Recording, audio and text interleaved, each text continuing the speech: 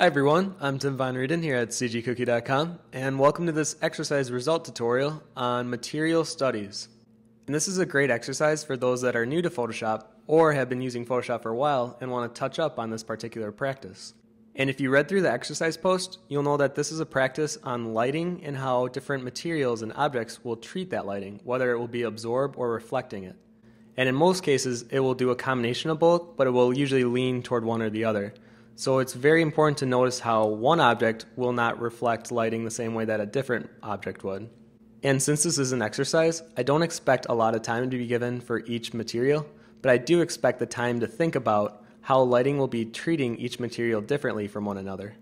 So the sheet that you can download from the exercise is broken up into 3 different groups. And the first group is the most important because it's the classic materials, and these are the 3 that you'll probably be grabbing a lot from in your own concept work. And that's leather, metal, and skin. So you want those 3 to be really strong in your concept pieces, so this is a great practice to kind of build on those. And the other 6 are more specific, but they're also important because they treat lighting very differently than the first 3, and you kind of want that knowledge as well if you have those specific materials in your concept pieces as well.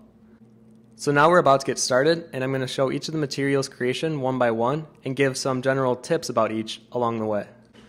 So if you're a fantasy artist, there's a high chance that you'll be using a lot of leather in your pieces, and you want to be comfortable rendering it. So to start off, you want to make sure that you're using more of a warm color palette for the actual hue of the leather, and then for the reflections you can use more cool colors. And you want to remember that it's wrinkly, it has a high concentration of reflection, and has a textured look to it. So you definitely want to give that wear and tear feel to a leather object. And that can be done really well with a textured brush.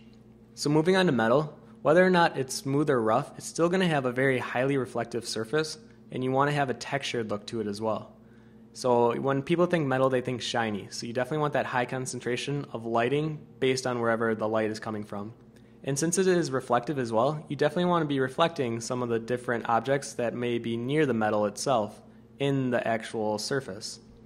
And whenever you're cutting in, it's really nice to add some details like scratches or something with just a white brush. Now for skin, I like working with a base of colors first before I add any texture to it. And that can be done really well with a textured brush. And from there you want to add little details that will kind of add more detail to a rather dull material itself. So things like freckles, veins, pores, hair, anything that can make the skin look a little bit more interesting than a flat color. And it's really important that it's not just brown, it's a mixture of a lot of colors.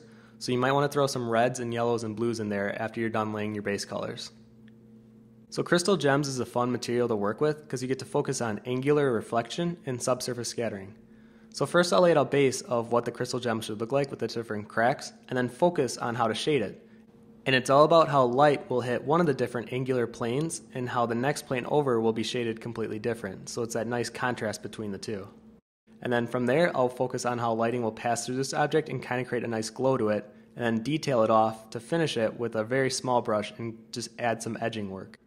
Now jello will be done in a very similar manner, but rather than it having an angular surface, it's going to be very smooth.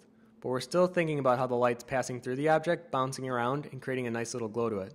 And one trick you could do is having a transition from light to dark of the jello from top to bottom.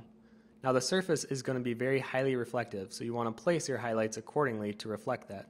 And one thing you could do to emphasize the transparency of the jello is throw a little fruit or something in the middle of it and maybe some air bubbles. And speaking of bubble, that's our next material, and it's also one that's very tricky to shade. Since it's so highly reflective, you want to be very conscious of the environment that the bubble is around and making sure that's reflected on the surface of the bubble. And you also want to be very aware that the bubble has a lot of different colors integrated within it, and I like to throw some purples, blues, and yellows and then use the smudge tool to give it that nice effect. And then from there, I'll usually overlay or multiply the environment on the reflection to create that effect. And then use whites to highlight. Now wood can be taken a few different directions, whether it's on the bark of the tree, the inside of the tree, or if it's wood paneling on a floor, and you want to make sure that you're emphasizing which one you're doing. So for this type of wood, I'm doing it very smooth, and I'm still wanting to show the ringlets that the tree would have, and it's going to have very soft reflections to it. And I still want to add the graininess, so I'm going in there with a small brush and adding little refined details. And then from there, I'll try to add different coloring to the ringlets to make them stand out from one another. And then place in a few highlights, if any. So matte armor is a very flat reading armor, so it's going to absorb most of the light, but it still has a very slight texture to it, and it's different than normal metal armor, so I wanted to include this one as well. And the tricky part with matte armor is creating a low contrast surface, but still reads well in value and form. So what you can do is add a nice soft touch of where the lighting is hitting the form around to the edges, and then placing your highlights sparingly, but effectively. So for the last material, it's very texture driven. So if you've looked close up at an orange before, it has a very textured surface and almost a porous look to it. So it's important to lay down the foundation works first and then get into texturing it. So here I'm laying out the stems and the different lines that protrude out of it, and then from there I'll grab different material texture brushes and then lay them out accordingly. And I also want to be very conscious of the way the color is interacting. So it's not going to be a solid orange, we're going to throw in some yellows and environment colors as well. So when you're all finished, you should have 9 different material studies that you created, and remember not to spend too much time on each, because this is supposed to be meant as an exercise and to keep your brain constantly thinking about the different materials and the way it treats lighting. So the core of this exercise is to remember while you're doing your concept work that each material should be shaded differently and should not be treated the same. So thank you guys for checking out this tutorial, and hopefully we'll see you in the next exercise.